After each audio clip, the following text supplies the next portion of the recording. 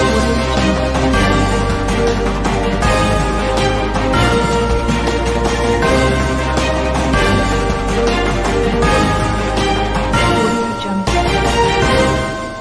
siang Pak Tarigan. Selamat siang Mbak Dini. Terima kasih Pak, kita sudah diperbolehkan mengunjungi Geraha Aprindo ya Pak ya. Ya. Siang ini saya ingin bahas nih Pak, kan kita tahu nih setahun sudah kita lalui masa pandemi ya. Ya. Dan tahun ini juga sudah katakanlah tahun pemulihan lah dari pandemi ini. Ya. Tahun lalu kan sempat anjlok ya Pak untuk bisnis terakhir 90% ya Pak ya. Betul. Nah, untuk hari ini bagaimana Pak? Ada perubahan nggak sih Pak? Ya, jadi perlu kita review dulu bahwa tahun pandemi mulai sejak ini saya buka aja maskernya, kalau saya buka sendiri nggak apa-apa lah ya. Silakan Pak. Jadi sejak Maret 2020 mulai pandemi di negara ini, maka semua transportasi itu mengalami kontraksi terhadap pertumbuhan kerjaan di bidang logistik. Namun ada beberapa yang justru meningkat gitu ya. Karena sebetulnya truk ini tidak mendapat larangan beroperasi semasa pandemi ini. Tetapi yang menjadi persoalan adalah industri dan perkantoran semuanya kena imbas. Sehingga kita juga mengalami imbas yang begitu besar.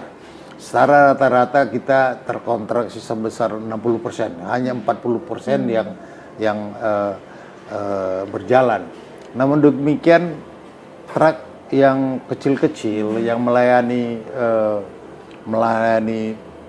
pembelian secara online itu kan malah justru meningkat. Nah ini jadi teman-teman yang main truk di bidang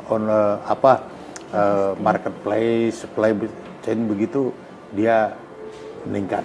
Tetapi pada umumnya industri beberapa produk yang memang berhenti beroperasi sehingga menurun begitu kira-kira. Nah sekarang pandemi sudah persis setahun ya.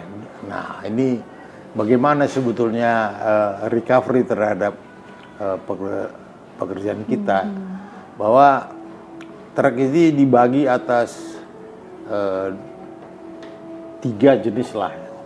Satu truk yang melayani pelayanan pelabuhan, dari pelabuhan dan ke pelabuhan gitu ya.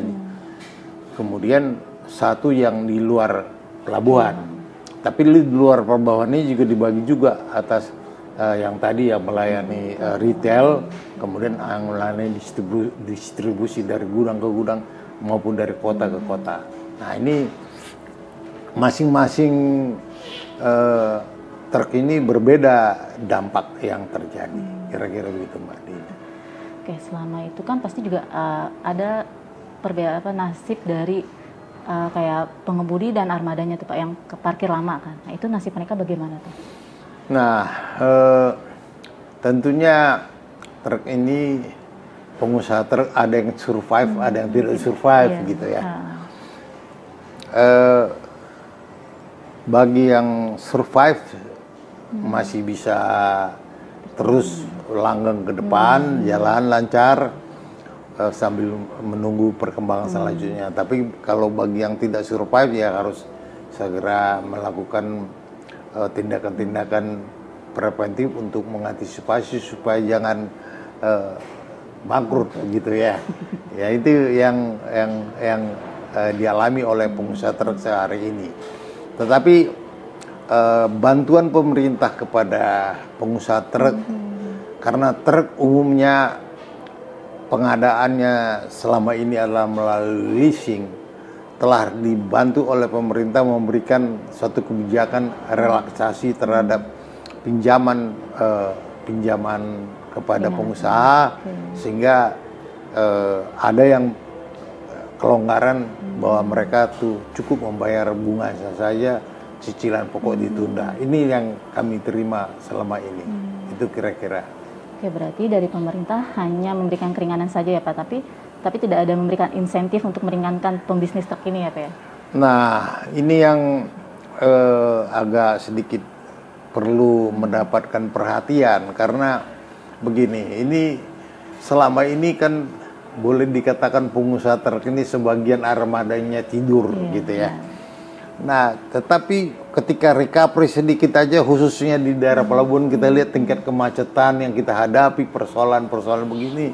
Nah, kalau lagi sepi kita tidur, kalau lagi giat kita dihadapkan dengan macet. Nah, ini bagaimana ini pengobatannya ke depan ini yang perlu menjadi perhatian pemerintah, saya kira. Ya. Jadi memang kita sih pembisnis truk mengharapkan adanya lah Pak insentif gitu ya, untuk meringankan setidaknya pada saat mungkin mobil atau kendaraan banyak yang terparkir yang tidak digunakan gitu ya Pak ya. Itu yang kita harapkan. Pada saat ini kan pengusaha truk dihadapkan atas persoalan satu, persoalan overload, persoalan pandemi di mana di situ marketnya turun, kemudian masalah kemacetan jalan, kemudian selanjutnya masalah technical specification truk yang mana sekarang ini sudah harus ada upgrade karena tidak lagi memenuhi standar Euro gitu ya. Kemudian infrastrukturnya udah baik, namun kita masih menggunakan truk yang lama. Nah, ini perlu ada perhatian untuk dari pemerintah untuk melakukan satu kebijakan untuk merelaksasi dan memberikan semacam bantuan lah untuk melakukan revitalisasi truk ini, gitu kira-kira Mbak. Kalau untuk pembisnis trucking nih Pak, kan ada yang survive pada masa pandemi seperti ini, bahkan ada yang meraup untung. Nah, itu apakah memang dia melakukan peralihan bisnis atau bagaimana tuh Pak? Begini, ada produk sekarang ini kan ekspor agak membaik ya, kita melihat. Berarti segmen tertentu ada yang selamat kan gitu ya. Tetapi bagi mereka yang melayani selama ini industrinya masih belum bangkit, tentunya dia akan sulit untuk merecovery daripada usahanya, begitu kira-kira. Nah, ini perlu satu perhatian bagaimana supaya mereka bisa tetap berjalan. Gitu. Nah, di satu sisi kan kita harus mentaati peraturan di mana tahun 2023 kita harus zero odol. Nah, ini tentunya di situ ada satu tantangan nih, tantangan yang seru untuk pengusaha menyelamatkan bisnisnya. Saya kira itu yang perlu dilihat oleh pemerintah. Berarti memang kan sesuai visi misi Pak tadi kan ya, untuk ini zero odol ya Pak ya. Nah, itu berarti cara mengantisipasinya seperti apa sih Pak?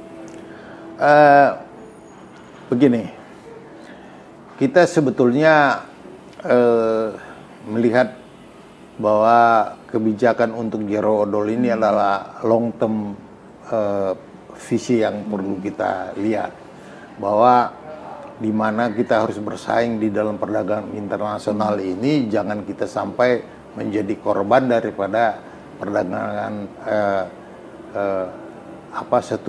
satu kebijakan internasional, seperti di mana kita nggak bisa mengikuti standar internasional, maka kita akan dikeluarkan dari perdagangan internasional ini. Contohnya ya, ini seperti gitu kira-kira, bahwa khawatir ke depan kalau kita tidak ikut dengan standar mereka secara internasional. Di samping itu data menunjukkan kecelakaan disebabkan oleh truk ini cukup tinggi.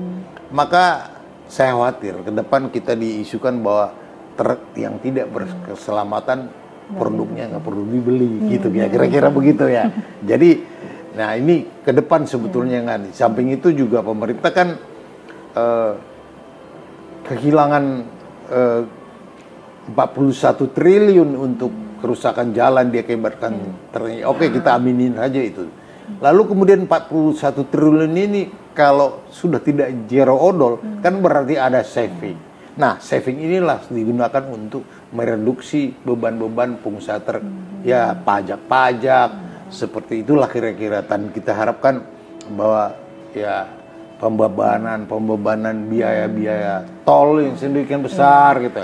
Walaupun kita tahu berat buat pengusaha tol juga, tetapi ya itulah yang harus kita lihat secara bersama-sama. Kalau kan kos logistik ini kan perlu ditekan untuk melakukan meningkatkan volume perdagangan kita. Kira-kira. Oke, kalau selama masa pandemi ini kan banyak nih Pak sektor bisnis yang beralih ke digitalisasi. Nah, untuk pembisnis truk ini pernah melakukan seperti itu juga nggak sih Pak? Ya, begini. Kalau memindahkan barang dari satu titik ke titik lain, transport ini belum bisa tergantikan, kecuali besok drone bisa ngangkut yang puluhan ton gitu ya. Berarti pekerjaan fisiknya tidak akan berubah, tidak akan beralih maksud saya. Namun pengelolaannya yang berubah gitu ya. Kalau kita lihat seperti taksi yang tadinya dilakukan dengan manajemen biasa, kemudian sekarang dengan ada manajemen marketplace dengan sedemikian pesatnya, sehingga taksi lebih dikendalikan oleh provider platform itu tersebut daripada ya, sehingga perusahaan harus ngikut. Nah, kalau kita, saya pikir juga akan dipengaruhi oleh hal tersebut. Maka sekarang ini perusahaan truk yang dikelola secara manual akan kalah dengan perusahaan yang dikelola secara elektronik, ya, dengan digital seperti itu. Jadi ini harus merupakan satu tantangan karena besok marketnya itu bukan lagi secara fisik dilihat, tapi semuanya sudah ada dalam genggaman digital gitu kira-kira. Kita tahu nih Pak, kan sekarang vaksin juga sudah mulai dilakukan semua seluruh masyarakat ya Pak. Nah, untuk distribusi vaksin ini pembisnis truk juga diikutsertakan nggak sih Pak untuk proses pengirimannya? Kalau kelihatannya kalau vaksin ini adalah satu distribusi yang menggunakan kendaraan khusus, ya. Jadi memang artinya apakah distribusi vaksin merupakan market buat pengusaha truk? Saya pikir iya, tetapi tidak begitu besar kalau dari volume yang ada selama ini. Jadi kalau yang menarik di sini adalah bahwa kita sekarang mengalami bahwa dengan distribusi vaksin ini kita bertambah yang sudah divaksin, giat ekonomi kita semakin bekerja, semakin lancar lah, saya kira begitu. Oke, berarti mungkin ada beberapa yang memang kan karena muatannya sejenis cold chain ya Pak ya. Nah, itu pembisnis truk kira-kira mampu nggak sih untuk mutu dan jumlahnya Pak? Kalau distribusi dengan terpendingin itu nggak ada masalah Mbak ya. Jadi beberapa pemain truk itu sudah masuk ke bidang itu. Jadi tidak masalah, hanya saja kita ini di dalam mengelola supply chain kita ini kadang-kadang belum mengutamakan mutu, gitu ya. Karena mungkin produk yang kita olah belum begitu membutuhkan truk berpendingin, gitu ya. Hanya yang tertentu aja. Seperti katakanlah seperti misalnya sekarang, apakah sekarang sayur mayur kita sudah diangkut oleh truk yang berpendingin? Nah, mungkin di sini masih perlu dilihat oleh para pemain di bidang di bidang sayur mayur ini. Karena kan menggunakan truk berpendingin, cost-nya akan lebih tinggi ketimbang yang tidak berpendingin. Cuma berapa loss dengan cost yang ada di sini bisa kualitasnya naik. Nah, ini mungkin yang perlu pendalaman lebih lanjut, saya kira begitu. Tapi ini adalah prospek yang bagus, saya kira. Jadi sehingga bisa membantu pembisnis tracking untuk tetap survive gitu ya Pak, untuk adanya vaksin, pengiriman vaksin ini gitu ya. Kan kita sudah tahu semua di tahun ini semua ekonomi sudah mulai berjalan ya Pak. Nah, ada rencana apa sih untuk pembisnis tracking ini untuk 1 tahun ke depan nanti Pak? Kita berharap COVID ini bisa kita kendalikan semakin baik ya, sehingga ke depan tentunya ada satu harapan yang baik, sektor industri akan tumbuh dan tracking akan mengikuti itu gitu ya. Untuk itu saya kira kebijakan pemerintah saat ini sedang membatasi pergerakan orang, terutama pada Lebaran ini. Ini adalah satu kebijakan yang patut kita ikutin lah ya, supaya ke depan kita lebih baik. Saya kira begitu, dan pertumbuhan akan bisa kita harapkan, usaha semakin lancar. Jadi harapannya semoga walaupun kita pandemi ini cepat selesai dan pertumbuhan ekonomi itu semakin lancar gitu ya Pak ya. Oke, baik. Terima kasih Pak Tarigan, terima kasih untuk wawancara hari ini, bincang-bincang siang ini. Semoga harapan kita pandemi ini cepat selesai dan ekonomi pun semakin berjalan juga, semakin meningkat juga ya Pak ya. Ya, sama-sama Mbak Dini. Ya, terima kasih. Sampai jumpa. Ya.